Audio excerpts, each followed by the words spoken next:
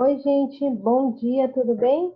Estou gravando aqui essa aula porque na nossa última aula tivemos problemas com o som, tivemos problemas com o áudio e muitas pessoas não conseguiram ouvir. Infelizmente, essa aula não ficou gravada lá no Black.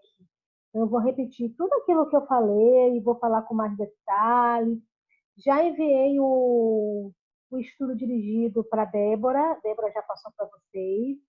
Então, podem fazer o estudo dirigido. Nossa prova está de acordo com o estudo dirigido, tá certo? Então, podem ficar despreocupados. Então, vamos começar a nossa aula com erros inatos do metabolismo. O que é isso, né? Por que esses erros acontecem? Como é que esse processo todo ele vai acontecer, tá bom? Bom, e aí, deixa eu só pegar aqui o meu apontador, que fica mais tranquilo. A introdução, né? Qual o conceito desses erros inatos do metabolismo? Por que isso acontece? Então, erros inatos, gente, são distúrbios de natureza genética que geralmente correspondem a um defeito enzimático capaz de acarretar a interrupção de uma via metabólica. Então, como vocês já sabem, né, já estudaram lá em PCM, quase todas as enzimas elas são proteínas. Os genes que vão codificar essa proteína, que vão traduzir, né, em todo o processo que você já conhece até a formação de uma proteína, de uma enzima, muitas vezes esses genes eles estão com uma mutação. E essa formação dessa enzima ela vai ser defeituosa. Ou ela pode não existir, como a gente viu, não ter enzima nenhuma, ou ela pode estar com uma afinidade reduzida pelo seu substrato. Então, e dessa forma, acontecem alguns erros nesses processos, dessas cascatas metabólicas. Vocês estudaram lá, por exemplo, o metabolismo da ureia, perdão, o ciclo da ureia, o metabolismo de aminoácidos, o metabolismo de lipídios, com uma via enzimática, uma enzima daquela lá, porventura tem um erro, vai acontecer o quê? Numa interrupção daquela via metabólica. E isso vai levar o quê? Uma falha na síntese, na degradação, no armazenamento, por exemplo, no armazenamento de lipídios, na degradação, no catabolismo desses lipídios, no anabolismo ou na síntese desses lipídios, ou o transporte deles de algumas moléculas no organismo, a degradação de aminoácidos, uma falha no ciclo da ureia, e tudo isso, gente, vai levar a diferentes tipos de patologias. Então, o conceito de doenças metabólicas hereditárias, DMH, que é o nosso primeiro, a primeira questão do nosso estudo dirigido, que pergunta sobre os conceitos de doenças metabólicas.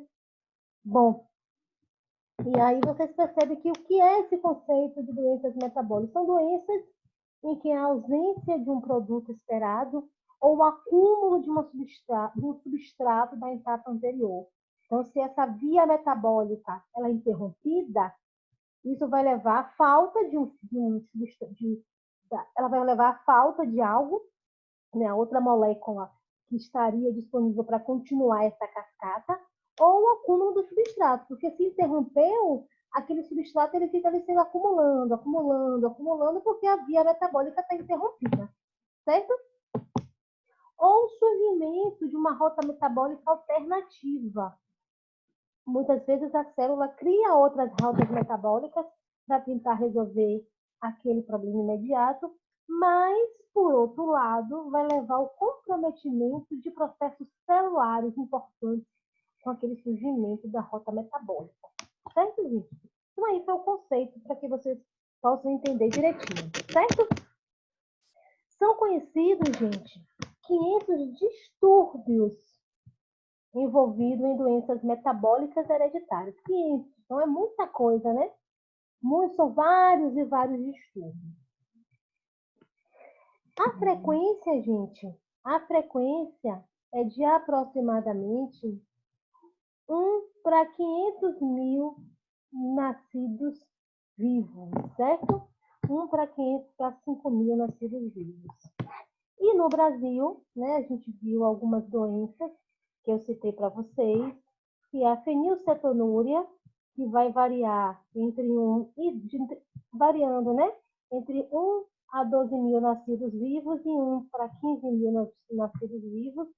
É o acúmulo do aminoácido fenilalanina, e esse acúmulo desse aminoácido ele vai promover uma série de consequências, principalmente em crianças logo recém-nascidas, é percebido por conta de principalmente comprometimento no desenvolvimento motor, mas isso aqui é bem tranquilo, né? Porque hoje já existe o teste do pezinho que vai detectar essas e outras doenças. A doença da urina de xarope de bordo, com prevalência entre 1 e 43 mil nascidos vivos. Ela recebe esse nome por conta do cheiro de açúcar queimado na urina de crianças. E a deficiência da biotinidase, com prevalência de entre 1 para 12.500 nascidos vivos. A biotinidase é uma enzima que retira a biotina da alimentação, e sem a biotina, vários processos metabólicos não podem acontecer, como, por exemplo, o complexo piruvato desidrogenase, lá do ciclo do ácido cítrico ou do ciclo de Krebs, onde eu preciso de tiamina para formar a tiamina pirofosfato, ou TPP, que é necessário para a primeira etapa desse complexo. Certo? Então, aqui só alguns exemplos dessa prevalência dessas doenças metabólicas aqui no Brasil, certo? Bom, e a história começou com o primeiro livro lançado lá em 1909, na qual foi descrito algumas doenças metabólicas, como, por exemplo, a alcotonúria, o albinismo, a porfiria e a pentossúria, que a gente vai ver algumas dessas. E foi a primeira pessoa que lançou esse tipo de questionamento foi Arpinald Garrot, e ele foi o primeiro a falar sobre esse assunto e a escrever esse livro, certo? Então, assim, aqui é um pouco da história para que vocês possam conhecer, tá bom? Então, vamos lá. Bom, e a classificação? Então, nós temos a classificação por Champertier, certo? Em 1995, e ocorre de duas categorias principais.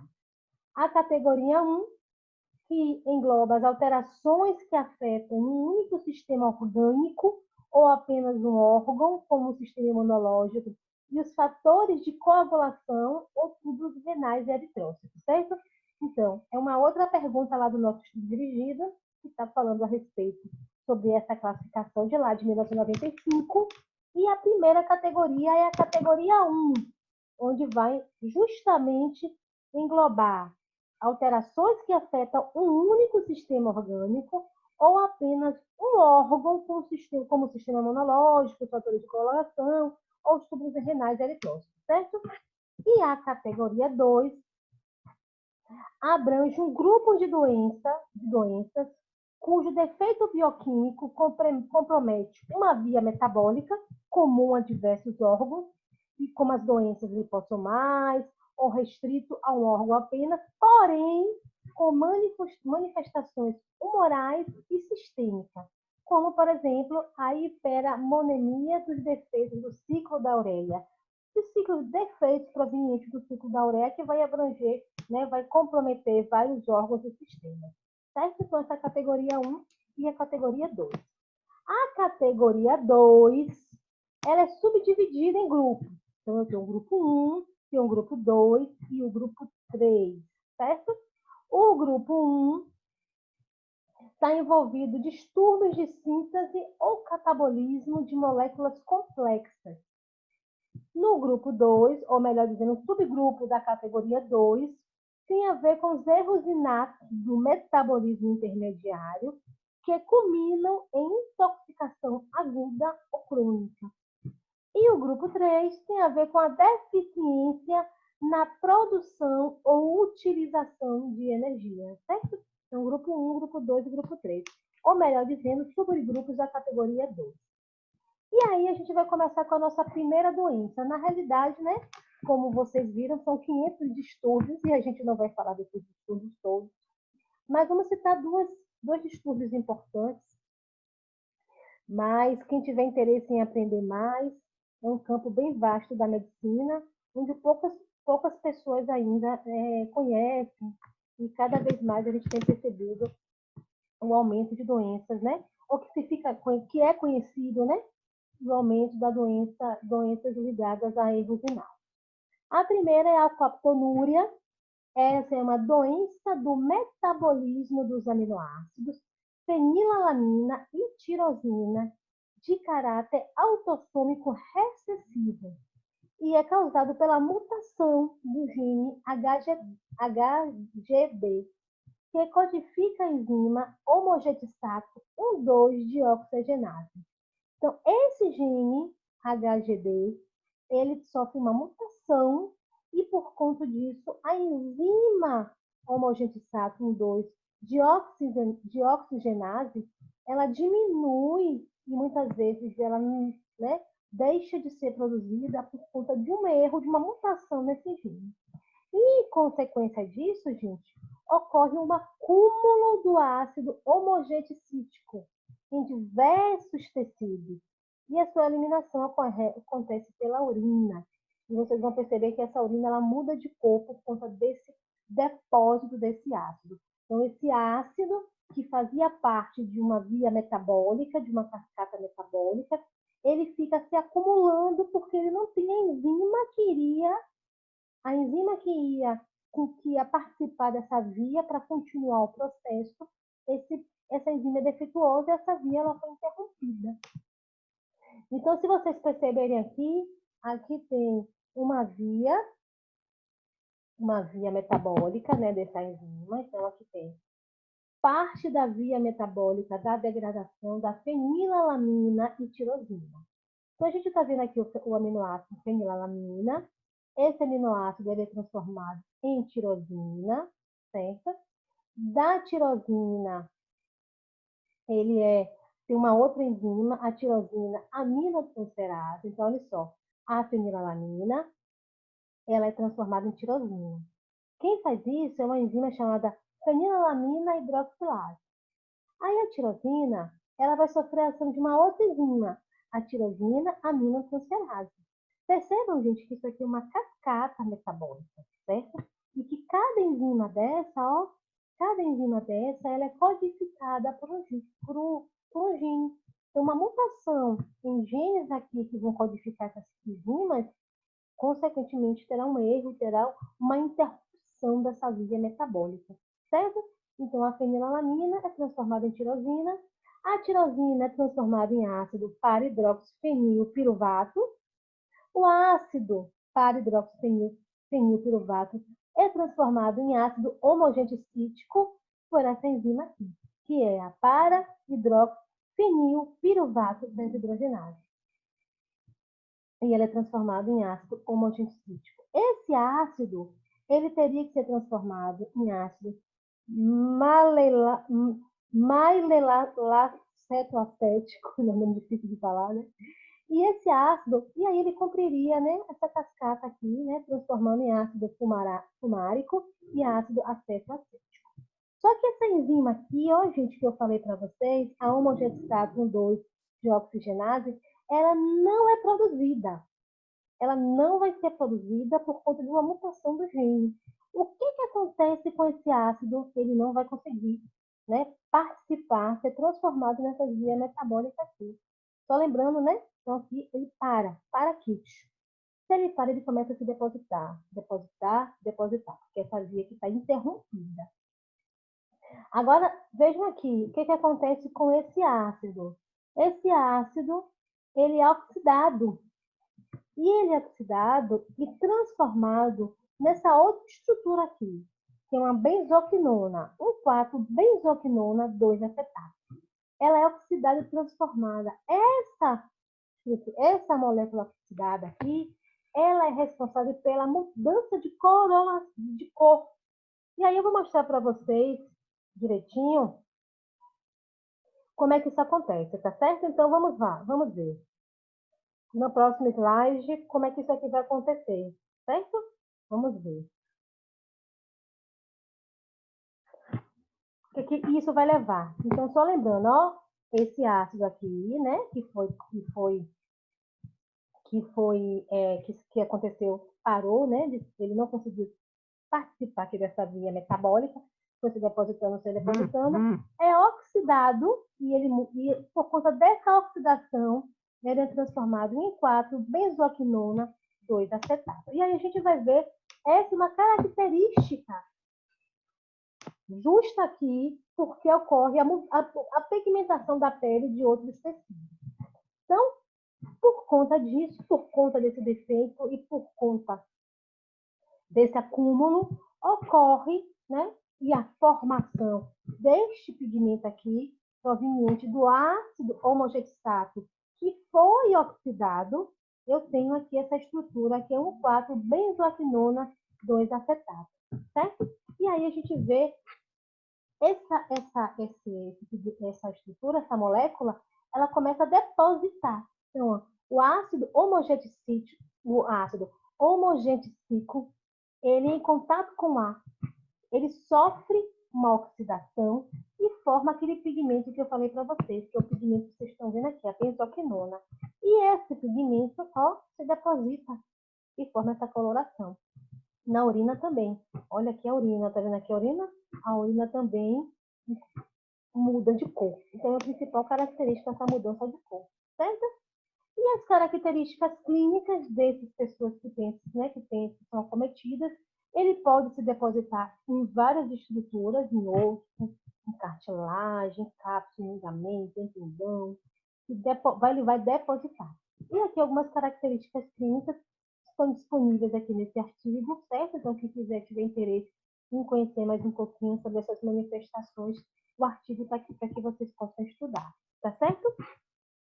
E as principais características clínicas são fraturas, o que leva à degeneração rápida das articulações e, consequentemente, pode desabilitar o paciente em idade jovem, paciente jovem. Então, os artigos também estão disponíveis na internet, vocês podem baixar lá, saber que está tudo bonitinho.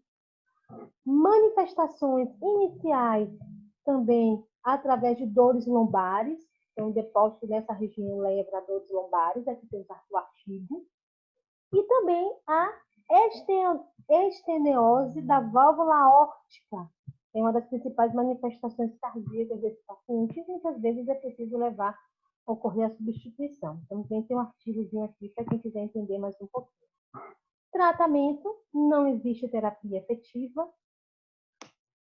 A conduta paliativa envolve a fisioterapia, a cirurgia de substituição da articulação, no caso aí para controlar a dor, e tudo isso aqui está baseado no MISTRE, está lá esse artigo lá de 2013, tem falando a respeito desse processo. Certo, gente? Bom, então, aqui estava a nossa primeira etapa da aula. Já eu vou botar a segunda, que é sobre a segunda doença, e na realidade eu peguei aqui o slide errado, então eu vou cortar aqui e já eu volto para a segunda parte, falando da última doença, que é a porfiria. É porque o slide aqui, eu acabei pegando o slide que eu tinha colocado na metade. Tá bom, gente? Então eu já volto aí para falar da última doença, tá bom?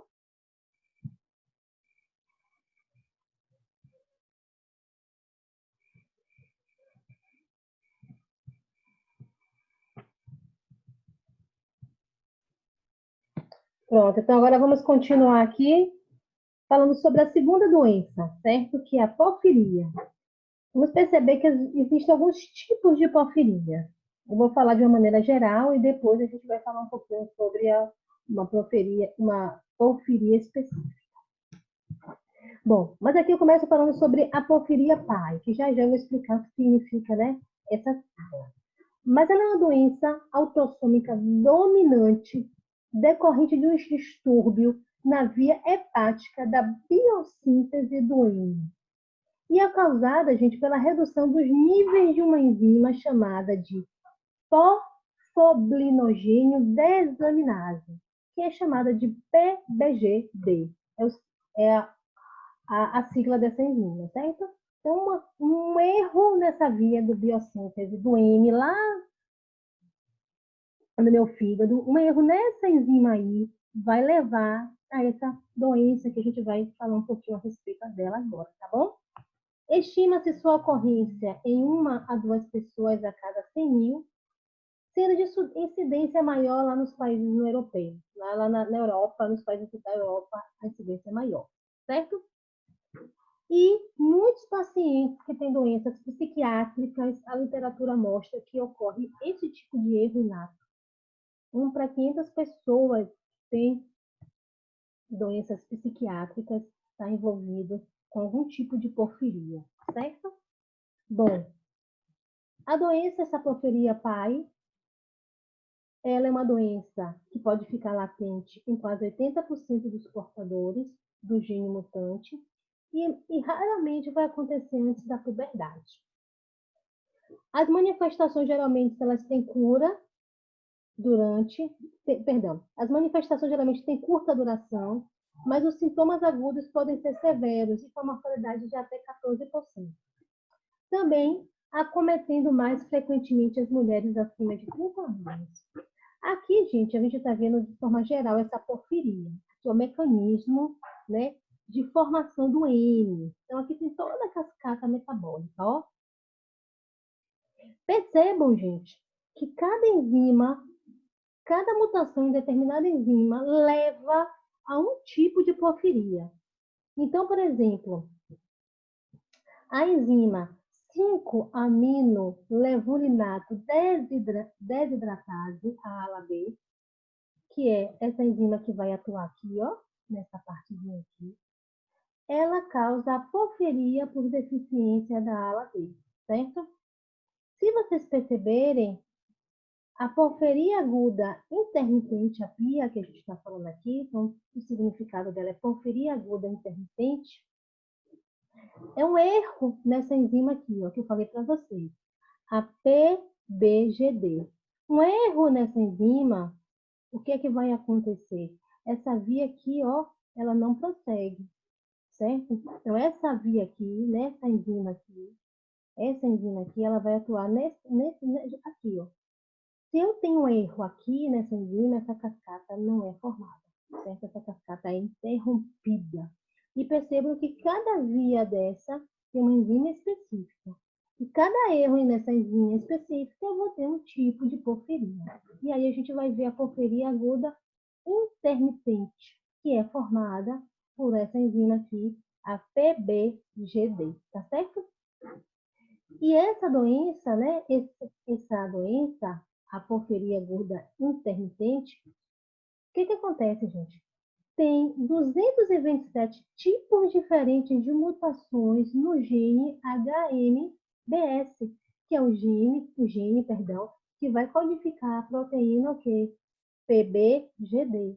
E esse gene ele tem 227 tipos diferentes de mutação e cerca de 50% de atividade enzimática normal, certo?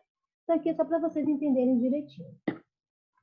Aqui é para vocês perceberem, né? Então aqui vejam, tipo de enzima deficiente, ó, voltando. Cada rota dessa, cada etapa dessa metabólica é uma enzima. Diferentes tipos de enzima vão codificar cada rota metabólica, levando a diferentes tipos de porfiria, certo? E aí a gente percebe aqui, né, vários tipos de enzimas responsáveis. Aqui tem a nossa, que a gente está estudando, né, no gene, nesse gene HNBS, né? Aqui é a sua posição no cromossomo. Aqui é o tipo de porfiria, que é a PIA, que vocês estão vendo, né? E aqui é o tipo de herança, né? Que é a autossômica dominante. Então, aqui, para quem quiser conhecer mais um pouquinho, tem vários tipos de porfiria ligada a cada tipo de enzima responsável na via metabólica, certo? Essa outra relação aqui é para que vocês entendam as siglas, né? o que é cada uma. Então, aqui tem as siglas do composto, né, o tipo de porfiria, e aqui tem enzima deficiente. Então, esse quadro aqui foi tirado do artigo, que eu vou mandar para vocês, e aí mostra bem bonitinho, né, as diferenças dessas siglas, dessas enzimas e onde ocorre, tá certo? Aqui também, para vocês perceberem a classificação também, a herança e a sintomatologia, né? O que cada tipo, né? O que cada erro nesse processo vai ocasionar. Então, a gente está vendo aqui a PIA, a porfiria aguda intermitente, ela tem uma classificação hepática, é autossômica dominante e ocorre principalmente alterações neuroviscerais, certo? Mas eu tenho vários tipos aqui de porfiria. E aí, falando um pouco sobre os sintomas, né? Esse aqui é outro quadro tirado do artigo da porfiria intermitente aguda. Percebemos, né? Uma incidência comum, a idade geralmente ocorre entre os 15 a 40 anos. A urina também fica um vermelho marrom. Ocorre dores abdominais agudas e também processo, né? Acontece também algumas neuropatias relacionadas a esse processo, certo?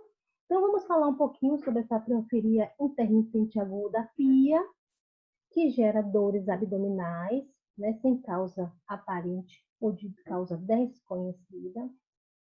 Essa doença pode ser induzida pelo uso de álcool, de fumo, progesterona, também por estrógeno, febre, dieta rigorosa e alguns medicamentos acontecem isso também. Então, aqui a gente percebe, né?